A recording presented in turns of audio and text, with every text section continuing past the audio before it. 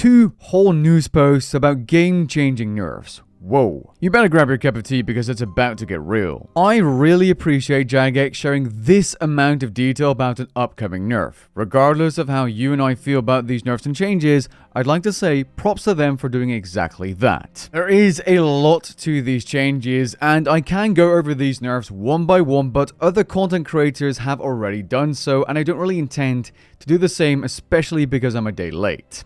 You see, these nerfs are really heavy-handed, and they are going to drive bossing commons, at least in the short term, straight into the ground. For example, take a look at the care pack normal and hard mode changes to commons. We're looking at 20, 30, 40, 50% reductions in common loot across both normal and hard mode.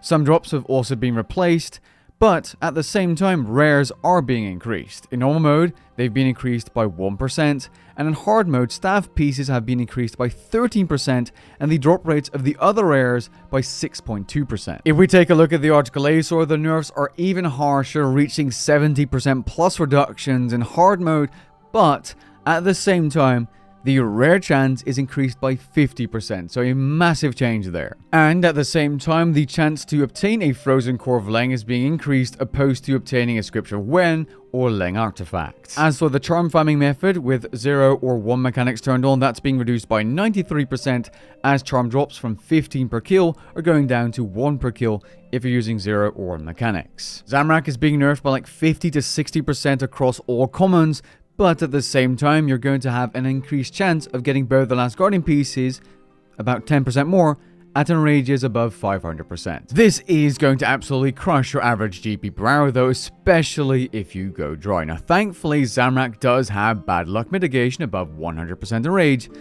but these other bosses do not. Carapac does not. There's also some changes to Zuck, although there do not seem to be any kind of increases to its rare drops, which is surprising.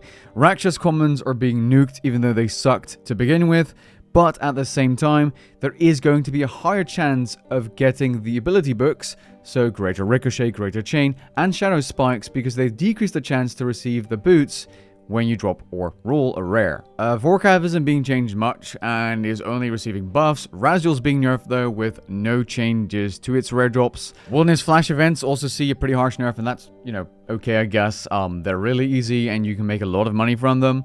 The wieldy weapons are being removed from the drop tables, but the Dark Onyx core drop chance is being increased by 50%.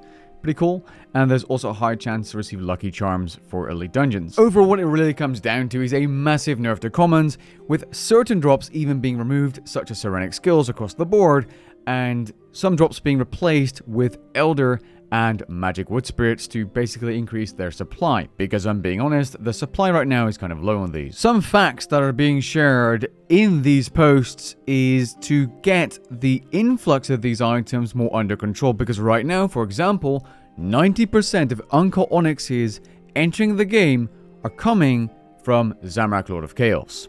75% of the blood runes going into the game are coming from Zamorak Lord of Chaos. 95% of Bay Knight Stone Spirits are entering the game through the Arch Glacier, and over half of Uncut Dragon Stones are coming from the Arch Glacier as well. These two posts are basically the developers, the Runescape team, jagex, whatever, saying, hey, these high-level bosses and Wilderness Flash events are flooding the game with too much golden items, causing inflation, and apparently impacting the player experience. The team also specifically mentions that players are bypassing certain content and simplifying the progression path through a boss such as the Arch Glacier, which is indeed meta for a lot of things. I mean, plenty of creators, including myself, have made videos specifically about that boss, and I'm pretty sure, and I'm not going to bother finding the clip because it's going to require a lot of research, the developers wanted the Arch Glacier to be that one place new and returning players go to build up their accounts, to build their PvM skill, and that's why it's supposed to be so good. And now, they're suddenly changing direction, and I'm not exactly sure if I agree with this direction, personally. You see, jagex emphasizes that these changes are needed to maintain balance in their game, ensuring that players don't progress too quickly, and that items retain their value over time. You see, whether change like this is warranted or not largely depends on their goal. And why wasn't that goal acted upon sooner? Which exactly is it? Is it scaling profitability? How about you introduce methods with their own ecosystem unrelated to PVM, like experimentation fire making? Countering inflation, yes. There's too much gold being generated from alchables, so perhaps adjust alchables slightly. But the G tax was also supposed to counter a lot of that inflation and offset the death cost changes. Perhaps it's slowing down game progression by making bosses less profitable, or why?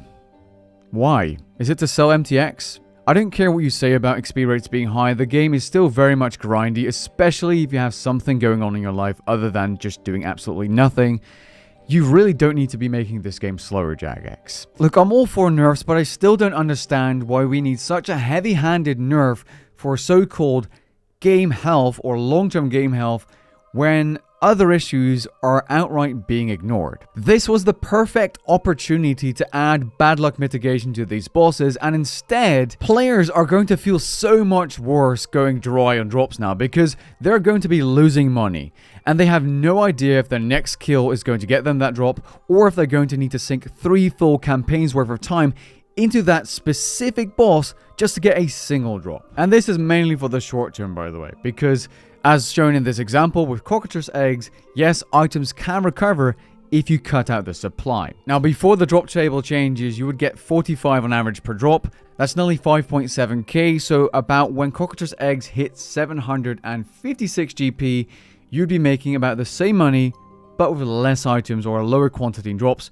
being an average of 7.5 after the drop table changes. So it took more than a year to break even. So for more than a year, we'd be getting less common GP per hour, which is essential for players that do not consistently farm the same boss over and over and over, or players getting into the bossing, which is a group of players you do not want to forget and neglect. On the other hand, this is a cherry-picked piece of data from jagex, because if I look at red spider's eggs or limpet roots, which are also reduced in 2023, they actually make you less money per drop now than they did before. So there's that. Now, there is no right answer according to jagex, and I must admit it is a difficult thing to change, but you cannot simply ignore some of the other things going on. And the way this post is written just gives me some serious data blue balls. Yes, I can see how much more gold is coming into the game now, and that alchemy machines are still the biggest slice.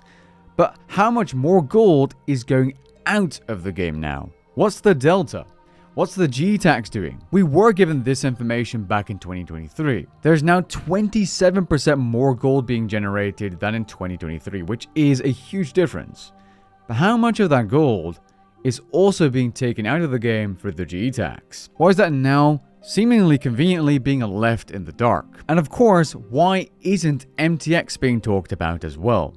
How much XP is being gained, bonus XP from Treasure Hunter? How much XP is gained from protein skilling dummies every single day compared to regular training methods? I'd be really interested to see this information, because you see proteins and dummies and all these things from Treasure Hunter, XP lamps are taking away demand, also decreasing the price or the want for these items in regular skilling. These are my thoughts on these two news posts and the entire situation. Let me know what you think down in the comments below, and if you're interested in the entire posts, I'll make sure to link them in the description. Catch you guys in the next one. Peace.